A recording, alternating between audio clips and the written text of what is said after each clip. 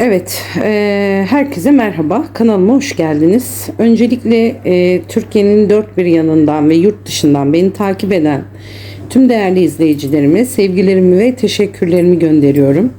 Destekleriniz sayesinde her geçen gün daha da büyüyen güzel bir aile oluyoruz arkadaşlar. Eğer kanalıma ilk kez geldiyseniz hoş geldiniz. Umarım bu fal size rehberlik eder ve almanız gereken mesajları en doğru zamanda almanıza vesile olur. Unutmayın, fal tamamen eğlence ve sezgisel yorum amaçlıdır. Size uyan mesajları alın, uymayanları ise sevgiyle evrene bırakın ve kolektif bir faldır bu. Şimdi niyetlerinizi alın arkadaşlar. Enerjilerinize odaklanın. Bakalım fincanımızın bugün bizlere hangi mesajları, hangi kısmetleri, hangi gelişmeleri anlatacak. Hazırsanız falımıza başlayalım.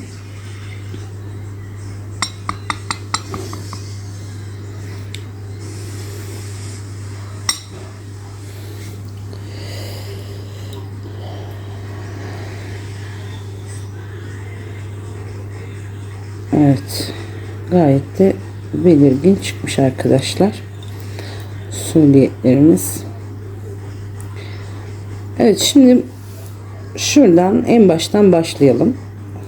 Sanki burada çok net bir zürafa görüyorum ben arkadaşlar. Özellikle uzun boynu ve başı belirgin bir şekilde çıkmış.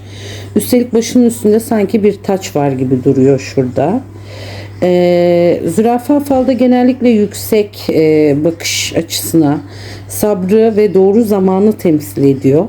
Bu taç ise başarıyı, değer görmeyi ve yükselişi simgeliyor. İçinizden biriniz yakın zamanda emek verdiği bir konuda takdir görebilir, bulunduğu ortamda ön plana çıkabilir ya da güzel bir başarı elde edebilir canlarım.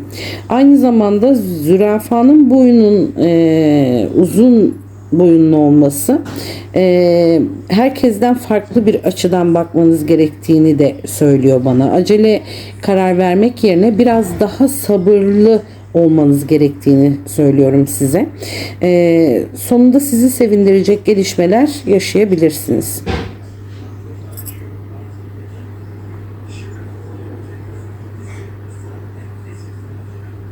Evet, şimdi burada arkadaşlar zürafanın hemen yanında şurada bir gölet görüyorum ben ve bu gölette iki tane balık var. Ve sanki bu kişi, buradaki suliyet, hemen yanında bir suliyet var. Bu da zannedersem ağ atıyor gibi, sanki bakın bir ağ fırlatmış gibi.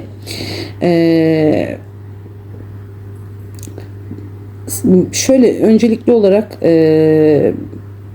balıklar falda her zaman kısmeti, bereketi ve maddi manevi güzel gelişmeleri simgeliyor.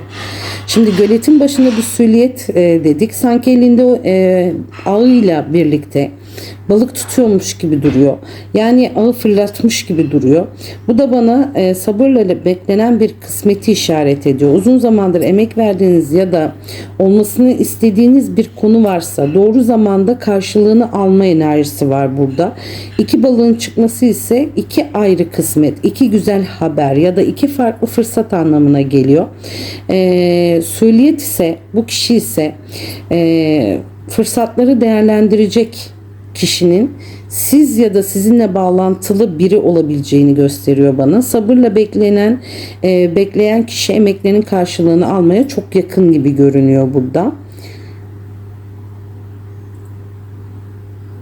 Şimdi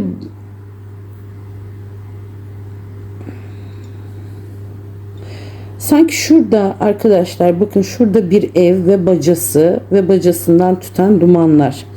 Bu bir ocak gibi de düşünebiliriz ama ben ev olarak yorumlayacağım. Bu balık tutmaya çalışan kişinin hemen arkasında kalıyor. Haneyi, aileyi ve yuva enerjisini bana ve huzuru temsil ediyor. Bacasında belirgin şekilde görünmesi ve bu hanede bir hareketlilik, sıcaklık, dumanın da çıkması güzel gelişmeler yaşayacağınıza işaret ediyor arkadaşlar. evin önünde balık tutan sülliyetin bu evin önünde olması ise bana şunu söylüyor. Beklenen kısmet ya da güzel bir haber doğrudan hane ile bağlantılı olabilir. Bu aile içinde sevindirici bir gelişme, maddi bir rahatlama olabilir. Misafir haberi ya da evle ilgili olumlu bir değişiklik anlamına da geliyor olabilir canlarım. Bunları kendinize göre yorumlayacaksınız. Genel enerji olarak yorumlarsam bu bölge oldukça aydınlık, sabırla beklenen bir kısmetin en sonunda haneye mutluluk ve bereket getireceğini söyleyebilirim.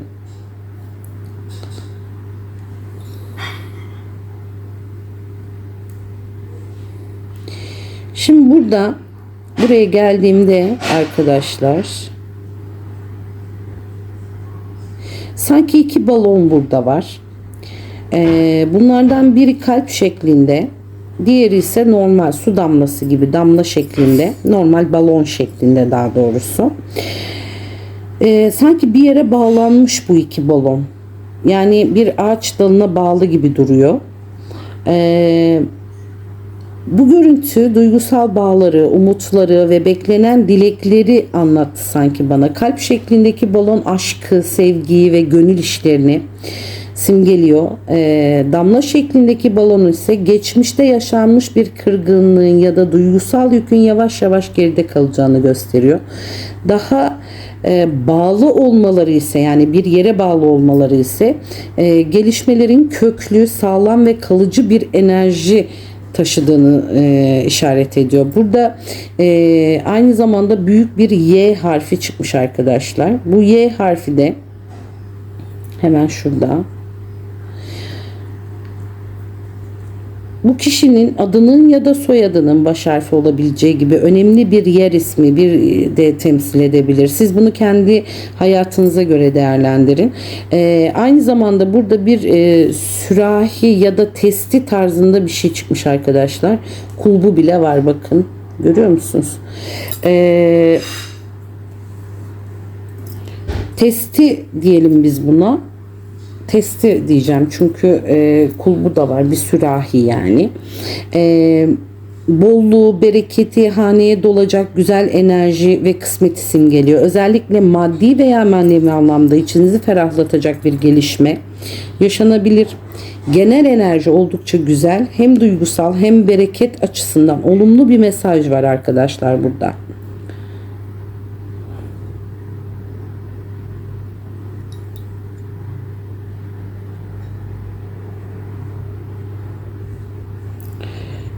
Şimdi şuradan fincanın dip kısmından yukarı doğru gelen ince, uzun, açık bir yol var. Önünüzde açılacak temiz bir yolu, güzel haberleri ve hayırlı gelişmeleri simgeliyor. Bu yolun sonunda karanlık değil, ferahlık var arkadaşlar. Yolun başında ise uzun boylu, ince yapılı bir süliyet görüyorum. Bakın hemen yolun yanında. Ama bu bir elinde sanki tepsi taşıyor ya da bir eli de cebinde duruyor arkadaşlar. Bu figür bana elinde bir kısmetle ya da güzel bir haberle gelecek bir kişiyi çağrıştırdı. Beklediğiniz bir teklif, davet ya da sevindirici bir gelişme kapınızı çalabilir arkadaşlar. Bakın, görüyor musunuz? Sanki elinde bir tepsi var, bir eli de cebindeymiş gibi duruyor. Şöyle göstereyim bakın size. Çok da güzel çıkmış. Aynı zamanda bu süliyet bana arkadaşlar selam durmuş bir askeri de andırdı. Eğer bu şekilde değerlendirirsen bunu, disiplinli, görev bilinci yüksek, sözüne güvenilen bir kişiyi temsil ediyor. Bazı izleyicilerim içinse askerlik, resmi bir kurum ya da devlet kapısıyla ilgili beklenen bir haberin olumlu sonuçlanacağına işaret. Genel olarak bölümün enerjisi oldukça aydınlık dedik. Önümüzde açılan hayırlı bir yol ve o yoldan bize ulaşacak güzel bir kısmet ya da haber söz konusu burada.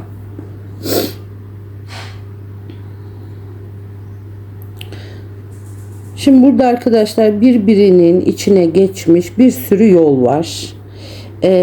birbiriyle kesişiyor, iç içe geçmişler. Birçok yol dediğim gibi, ama dikkatimi çeken en güzel şey bu yolların hepsinin aydınlık olması. Yani fincanın içi de oldukça açık ve ferah. Sıkıntılar toparlanmış, bir kenara atılmış. Bu da önünüzde birden fazla seçenek, fırsat ve karar noktası olacağını, ancak bu yolların hayırlı gelişmeleri açılacağını gösteriyor. Kafanızı karıştıran konular zamanla netlik kazanacak gibi duruyor. Şimdi fincanın dip kısmında ise benim dikkatimi çeken arkadaşlar, burada büyük bir sürüngen görüyorum. Bakın şurada görüyor musunuz? Büyük bir sürüngen bu. Hani nasıl diyeyim buna? Bizde buna sümüklü böcek denir. Genelde yağmurlarda çıkarlar bunlar. Evsiz salyangoz diyelim. Sümüklü böcek diyelim. Biz öyle diyoruz. Yavaş ilerleyen, süreçleri sabır gerektiren işleri, ağır ama sağlam adımlarla gelen sonuçları simgeledi bana. Yani beklediğiniz bir konu istediğiniz hızla ilerlemiyor olabilir. Ancak bu görüntü gecikmenin olumsuzluk anlamına gelmediğini, aksine doğru zamanda kalıcı ve hayırlı bir sonuca ulaşacağını anlatıyor. Yani sabrınızın karşılığını alacaksınız. Böyle bir enerji var burada. Öyle hissediyorum. Genel olarak fincanın aydınlık olması da bu sürecin sonunda ferahlık ve güzel gelişmeler yaşayacağınızı işaret ediyor canlarım. Yani şu anda ben bu falda bunu hissettim.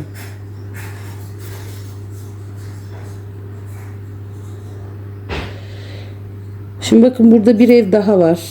Şimdi göstereceğim size. Çok da hoşuma gitti açıkçası. Önün evi beyaz boyalı. Görebildiniz mi? Bakın hemen şurada. Bakın çatısı ve bacası. Bir ev bu. Beyaz boyalı. Hatta yolu bile var. Bakın şurada. Görüyor musunuz?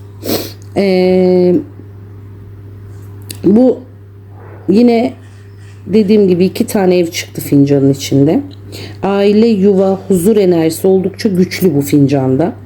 Evin ön kısmı bembeyaz. Dediğim gibi beyaz ve aydınlık. Bu görüntü haneye gelecek güzel haberleri, ferahlığı ve sıkıntıların yavaş yavaş geride kalacağını simgeliyor arkadaşlar. Çünkü çok belirgin de çıkmış yani. Evet.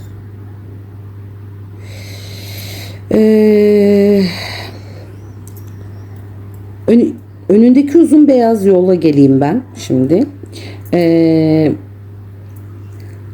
Bu yol hayırlı bir ziyaret, beklenen bir misafir, aileyle ilgili sevindirici bir gelişme ya da haneye ulaşacak güzel bir kısmet.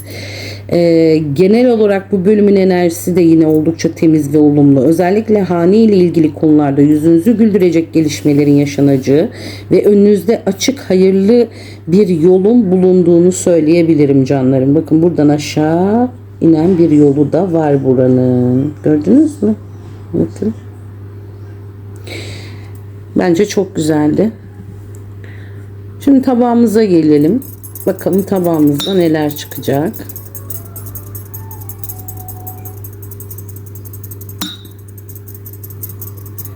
Tabağı ben de sabırsızlıkla bekliyorum. Bir sürü laflar var arkadaşlar. Onu söyleyebilirim size.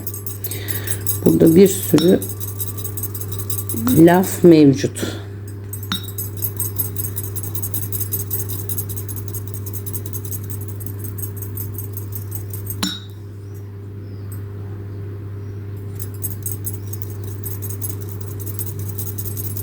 Önce bir şekillerimiz belirsin. Ondan sonra yorumumuzu yapacağım.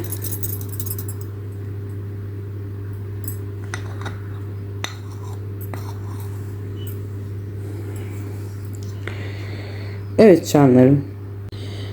Hemen şurada arkadaşlar 2 tane yatak görüyorum. Üstelik bu yataklar hanenin dışında belirmiş. Üzerindeki örtüleri de beyaz. Beyaz örtülü yataklar bunlar. Bir tanesi burada, bir tanesi şurada görüyorsunuz.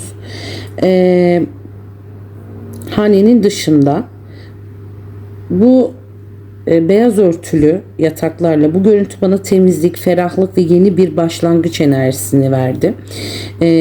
İki yatağın da yan yana çıkması, yani iki kişiyle ilgili önemli bir gelişme işaret ediyor. Bu bir buluşma, misafirlik, kısa süreli bir yolculuk ya da iki kişinin yollarının yeniden kesişmesi anlamına geliyor.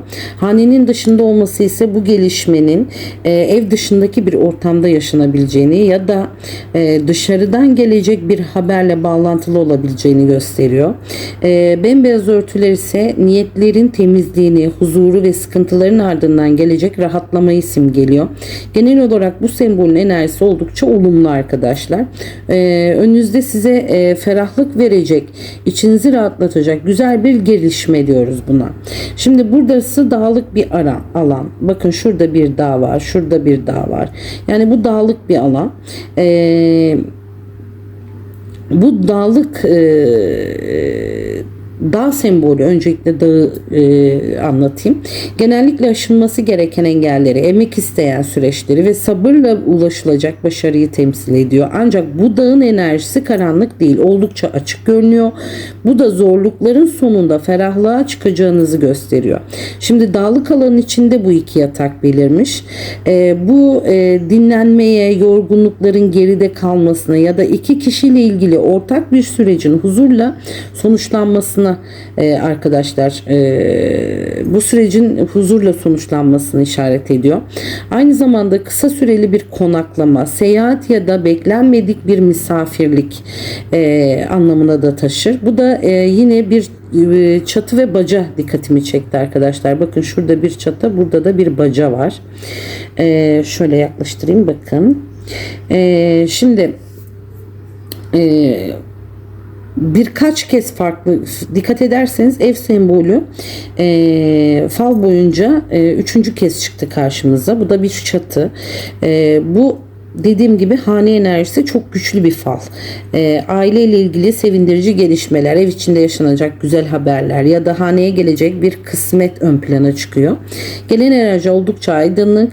Emek verdiğiniz konularda sonunda huzur ve mutluluğa ulaşacağınızı hissediyorum ben burada. Şimdi burada çok büyük bir şempanze çıkmış arkadaşlar. Bakın, görüyor musunuz? Bakın yüzü, şempanzenin vücudu, kolu ve kolunun tuttuğu, yani elinin tuttuğu çok büyük bir kısmet bu haneye doğru, yani hanenin içine uzanmış. Dikkatimi çeken en önemli detay ise elinde taşıdığı büyük bir kısmet. Sanki bu kısmeti yukarı doğru kaldırmış ve haneye doğru uzatıyor. Bu görüntü beklenmedik bir yerden gelecek güçlü bir fırsatı da önemli bir kısmete işaret ediyor. Şempanze figürü zekayı, pratik düşünceyi ve doğru zamanda doğru hamleyi simgeliyor. Elindeki büyük kısmet ise maddi ya da manevi açıdan sevindirici bir gelişmenin size doğru yaklaştığını gösteriyor. Şimdi haneye doğru uzanması da bu güzel enerjinin doğrudan aileyi, evi ve yaşam düzeninizi ilgilendirdiğini anlatıyor. Uzun zamandır beklediğiniz bir haber, bir fırsat ya da elinize geçecek değerli bir kısmet kapınızı çalacak. Genel olarak sembol oldukça güçlü ve olumlu bir enerji taşıyor. Hane tarafında bereketin, güzel haberlerin ve yüzünüzü güldürecek gelişmelerin öne çıktığını söyleyebilirim arkadaşlar burada. Bakın, görüyor musunuz şempanzeyi?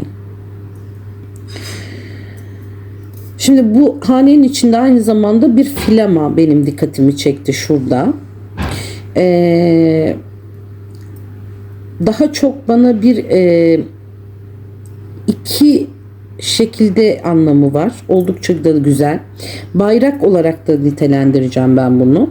Bayrak başarıyı, gururu, güzel haberleri ve bir işin hayırlı şekilde sonuçlanmasını simgeliyor. Flama ise kutlama, sevinç ve olumlu gelişmelerin habercisi olarak yorumlanıyor. Üstelik bu sembolün hanenin içinde çıkması bu güzel enerjinin doğrudan aileyi ve ev yaşamını ilgilendireceğini gösteriyor. Yani farkındaysanız falda hep ev çıktı, huzur çıktı. Yani bu çok güzel. hanenize yakın zamanda sevindirici bir haber, kutlanacak bir gelişme ya da herkesin yüzünü güldürecek bir olay yaşanacak.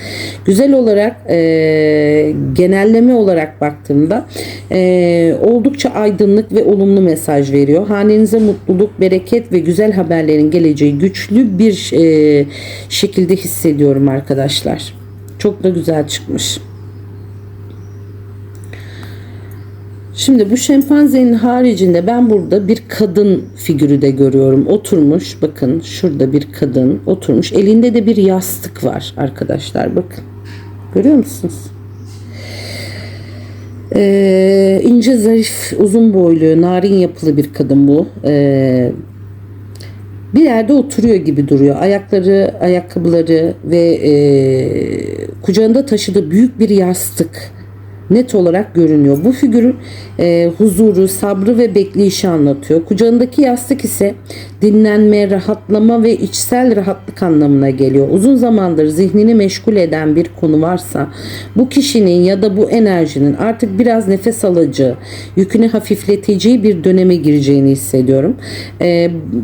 Bu kadın sizin kendiniz olabileceğiniz gibi hayatınızda etkisi olan zarif bir kadın figürünü de temsil edebilir. Özellikle bir konuda destek veren, şefkatli ya da yol gösterici bir kadın enerjisi öne çıkıyor.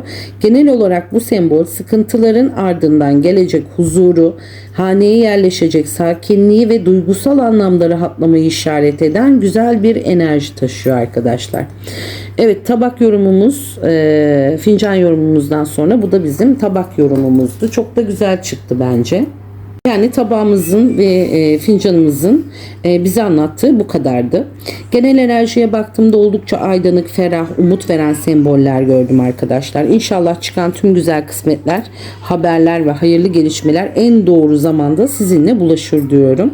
Eğer fal size uyduysa, kalbinize dokunduysa ya da size bir mesaj verdiyse videomu beğenmeyi, kanalıma abone olmayı ve yorumlarda düşüncelerinizi benimle paylaşmayı unutmayın. Türkiye'den ve yurt dışından beni izleyen tüm değerli takipçilerime gönülden teşekkür ediyorum. Bir sonraki fal kanalında yeniden buluşmak dileğiyle, sağlıkla, huzurla ve sevgiyle kalın efendim. Hoşça kalın.